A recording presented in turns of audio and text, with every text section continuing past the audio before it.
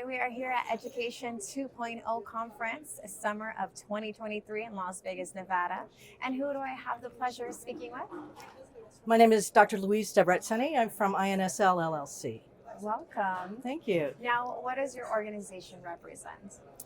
Well, actually, INSL LLC stands for Institute for Neurosemantic and Sociocognitive Learning. And what we do is we provide services to children and adults with learning differences. So we use visual thinking strategies to help people with learning, a lot of different kinds of different learning differences, everything from being a little bit behind in school for reading to full-blown autism or Down syndrome. So we work with a variety of children and adults with mild to significant disabilities. That's awesome. Wow, what a great work.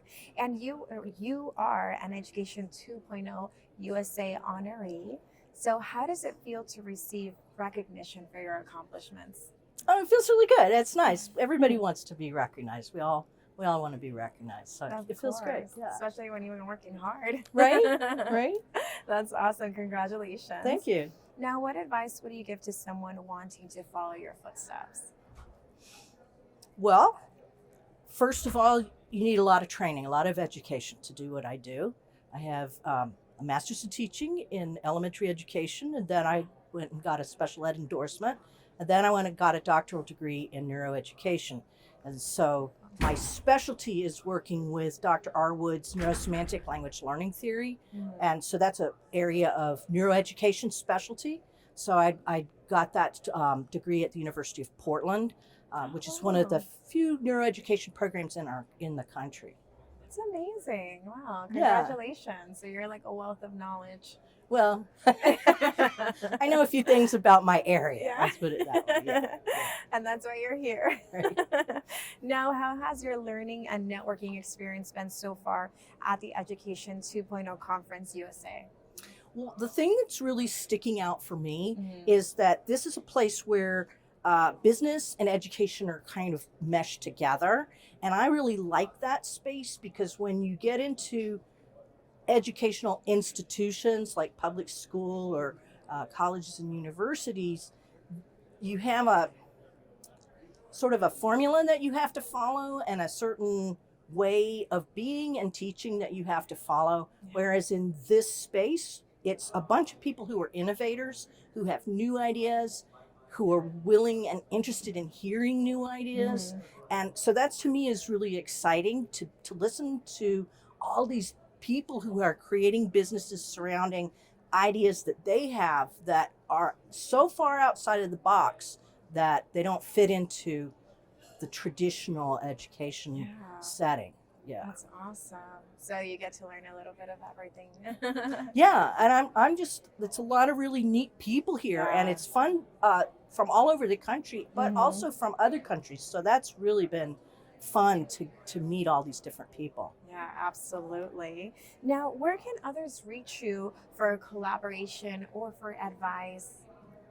Well, they can go to my website, which is instituteinsl.com, and or they could give me a call at 360-910-6752.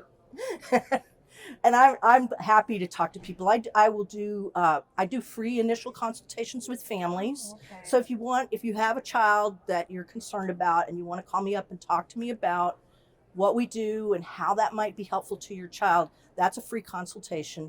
And then after that, we move forward. If it seems like something you want to do, then we move forward from there. That's awesome. Yeah. Now, how does using the 8 psychological processes of literacy benefit all students?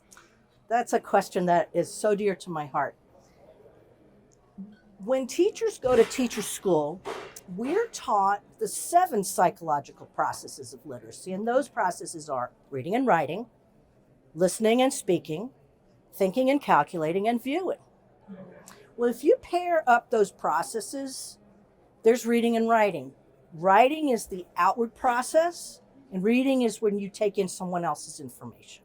Correct. Speaking is the outward process. Listening is taking in information.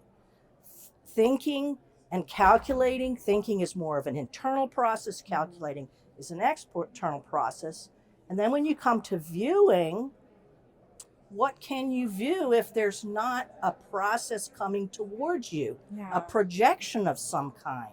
And that's what's missing in teacher education, is how do our students produce something that other people can view? And so I realized that process is drawing.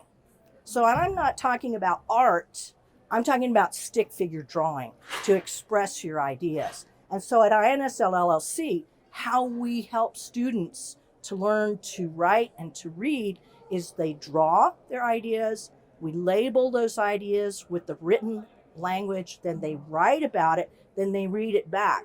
So it's a kind of a backwards process from school, where in school you learn to read, which is called decoding. Then you learn to write, which is called encoding, and everybody thinks that's so hard. And then if you're one of the smart kids and you're finished with your work, you get to draw a picture. Well, many students have, the way they learn is by the movement of their hand, and there is a connection between your hand and your visual system within the brain. And evolutionarily, language developed from the use of our hands for tools and for communicating with each other about what we need to information that we want to share.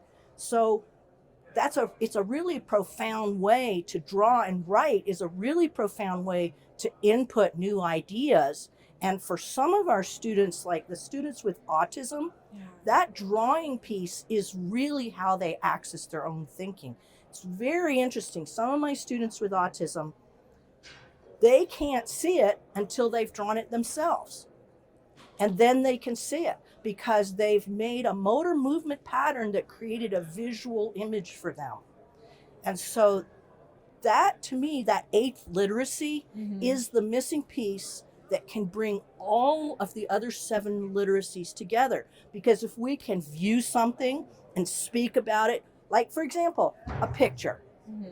I can look at the picture, view it, I can tell a story about it. Then I can draw the picture myself. Then I can have an adult who knows how to read and write already to write the names and the actions onto my drawing. Then I can take those written labels and write my own sentence, and then I read it back, completing that whole cycle. And throughout all of that, I'm, for example, drawing requires calculating, because you have to calculate where to put the circle for the head and how to get the body long enough to make the legs and go down to the ground, right? So that's actually a type of calculation. And then thinking is that psychological process that is involved in all of the other 7 processes. So if you're viewing, you're thinking; if you're speaking, you're thinking; if you're listening, and so forth. So the missing piece is the drawing. So if we add that back in and we have students perform all 8 processes, then the natural occurrence is learning. Wow. And it's fun. Absolutely. It's just fun. So takes the pain out of it. Yeah. Oh my gosh. Thank you for your wealth of wisdom. That's incredible. I can't wait to see what else you do and how you can impact the children, because they are the future. And congratulations on your recognition. We are so happy that you're here. And we look forward to you being here next year. As do I. Yeah. Thank you so much. Thank you. Nice I appreciate to you meet interviewing me. Of course. All right.